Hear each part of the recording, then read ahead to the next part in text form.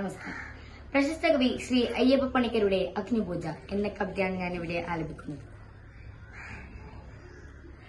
ആദിരാവിന്റെ അനാദിപ്രകൃതിയിൽ ആരംഭമിട്ടോര സംസ്കൃത ചിന്തയിൽ നീറിയുറഞ്ഞു മുടഞ്ഞു മുരുകിയും ഭൂതപ്രപഞ്ചമൊരുക്കും സനാതന കാലമതിന്റെ ചെതുമ്പലെരിഞ്ഞൊരു നാളമുയർന്നു തെളിഞ്ഞ താണഗ്നി സൂര്യചക്രത്തിലൊതുങ്ങി വിളങ്ങിയ വീരരസത്തെ പകർന്നു കൊടുക്കയാൽ തൻ കരൾ കൊത്തി വിഴുങ്ങുവാനെത്തുന്ന വൻകഴുകന്റെ ചിറകടിയേൽക്കിലും ഞെട്ടാതെ ദമ്യമായി തൽസിരാചക്രത്തിൽ അത്ഭുത വീരമായി നിന്നതാണഗ്നി.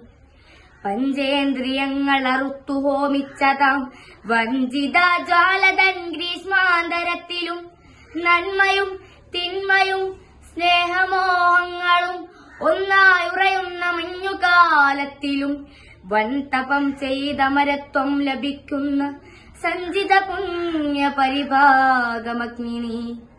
എന്നയലത്തെ പടിപ്പുര കാത്തിടുമെന്ന വിളക്കിൻ തിരിയുടെ നാമ്പിലായി മഞ്ഞിൻ കുളിർമയും ഓർമ്മ തൻ തുമ്പിലെ മന്ദസ്മിതവുമായി നിൽക്കും വെളിച്ചമേ.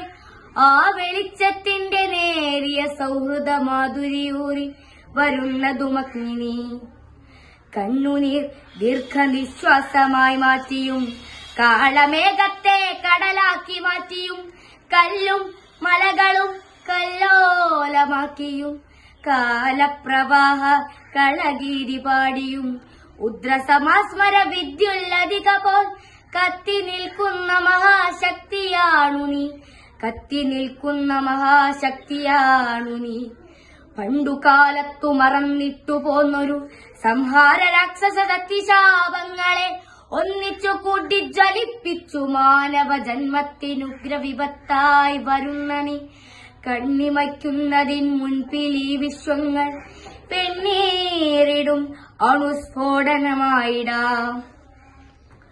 ഖാണ്ഡവമെത്ര ദഹിച്ചു നീ, കൗരവ പാണ്ഡവ രാജ്യങ്ങൾ എത്ര ദാഹിച്ചു നീ. സൂര്യാന്വയങ്ങളും ചന്ദ്രാന്വയങ്ങളും ആര്യപുരാതനത്വത്തിൽ ഹോമിച്ചു നീ. മായാവിഭശതമായവ പിന്നെയും ഓരോ തര പുനഃസൃഷ്ടി മോഹിക്കയാ. ആൺമയിൽ പീലിയിൽ മാരിവിൽ ചാത്തിനി ആൺകുയിൽ കണ്ടം പ്രണയാർദ്രമാക്കിനി. അന്തിവിൻമുറ്റത്തൊരായിരം കൈതിരിത്തുമ്പും നനച്ചു കൊളുത്തി നിരത്തിനി. ഇന്നെനിക്കോജസ്സു തന്നു നീ എന്റെ ഈ പെണ്ണിനൊരോ മനച്ചന്തം വരുത്തിനി.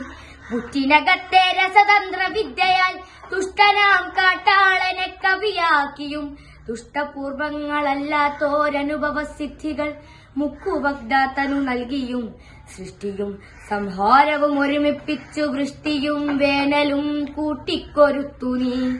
ആദിരേതസ്സായി അനാദ്യന്ത ബീജിയായി പ്രാചിപ്രതീജി പ്രണയ പ്രതീകമായി ഈ ടറ തൊട്ടു ചുടലക്കളം വരെ കൂട്ടുമറുക്കാതെ എന്നിഷ്ടതോഴനായി എന്നെയും നിന്നെയും ഒപ്പം ഭരിക്കുന്ന ദിവ്യപ്രപഞ്ച വിധാനമാണഗ്നി.